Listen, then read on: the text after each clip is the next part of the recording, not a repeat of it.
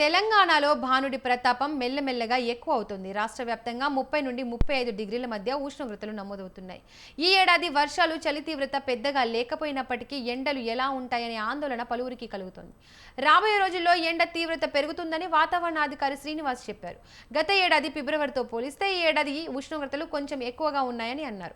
ఎండ తీవ్రత గురించి రాబోయే రోజుల్లో మరింత స్పష్టత వస్తుందన్న వెదర్ ఆఫీసర్ శ్రీనివాస్తో మా ప్రతినిధి Vishal face to face.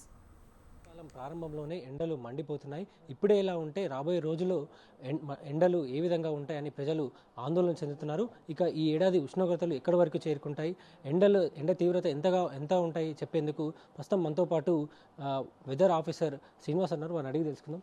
Sir, గత ఏడాదితో పోల్చుకుంటే ఏడాది ఫిబ్రవరిలో ఎండ తీవ్రత ఏ విధంగా ఉంది? ప్రస్తుతం ఇప్పటికే బయట ఎండలన్నీ కూడా మండిపోతున్నాయి. ప్రజలు కూడా కొంత ఇబ్బంది పడుతున్నారు. ఏ విధంగా ఉన్నాయి సార్ ఎండలు? అంటే గత 10 సంవత్సరాల డేటా కూడా తీసుకున్నా మనకి యాక్చువల్గా గ్లోబల్ వార్మింగ్, ఈ ఎన్విరాన్మెంటల్ ఇష్యూస్ వల్ల గ్రాడ్యువల్గా టెంపరేచర్స్ 7 కొద్దిగా పెరుగుతున్నమాట వాస్తవమే. అయితే ఇప్పుడు మనకి ఫిబ్రవరి మార్చి నెలలో ఏంటంటే శీతాకాలం నుంచి సమ్మర్కి ట్రాన్సిషన్ మంత్. మనం శీతాకాలం నుంచి సమ్మర్కి మారుతున్నప్పుడు ఏంటంటే మనకి శీతాకాలంలో టెంపరేచర్స్ మినిమం టెంపరేచర్స్ వచ్చి 15 డిగ్రీల నుంచి 18 డిగ్రీల వరకు ఇట్లా ఉండటమును, అంటే తెల్లారుజామున మనకి 4:30-5 మధ్యన ఇంచుమించు 16 నుంచి 18 డిగ్రీలు ఉంటుంది. మళ్ళీ శీతాకాలంలో మనకి మబ్బులు తక్కువ ఉంటాయి.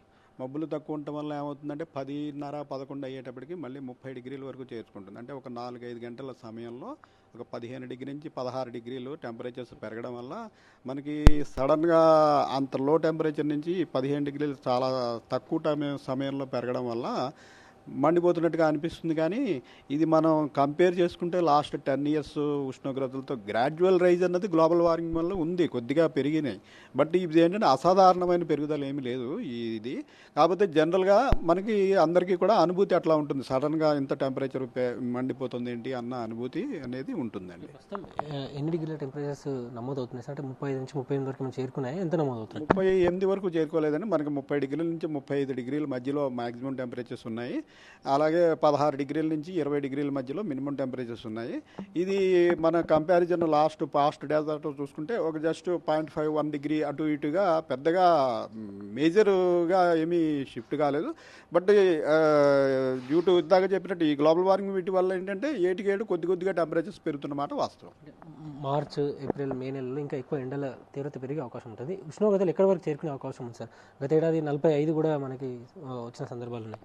అంటే ఇప్పుడు నెక్స్ట్ సమ్మర్ సీజన్కి సంబంధించి ఎట్లా ఉంటుంది, మనకి హీట్ వేవ్స్ ఎక్కువ ఉంటాయా, గత వేసవి కంట లేకపోతే అంతకుముందు వేసవి కంట మనకి టెంపరేచర్స్ ఎక్కువ ఉంటాయి, ఈ అంచనా అంతటిని మనకి వాతావరణ విభాగం ఢిల్లీ వారు ఈ సీజన్ ఎండింగ్కి రిలీజ్ చేస్తారండి.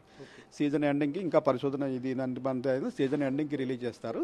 ఈలోగా ఏంటంటే మనకి ఫిబ్రవరి టెంపరేచర్స్ని బట్టి చూసినట్టయితే మినిమం మ్యాక్సిమం టెంపరేచర్ రెండు కూడా సాధారణం కంట 2 డిగ్రీల నుంచి 4 డిగ్రీల వరకు ఎక్కువగానే నమోదు అవుతున్నాయి. కాబట్టి ఈ ట్రాన్సిషన్ మంత్లోనే ఇలా ఉంది కాబట్టి జనరల్గానే కొద్దిగా ఎక్కువగా నమోదు కావచ్చు అని అనుకుంటున్నాం. అయితే ఓవరాల్ ఫోర్కాస్ట్ మటుకు సీజన్ ఎండింగ్కి మొత్తం సీజన్కి తెలంగాణకి దేశం మొత్తానికి కూడా రిలీజ్ చేయడం జరుగుతుంది.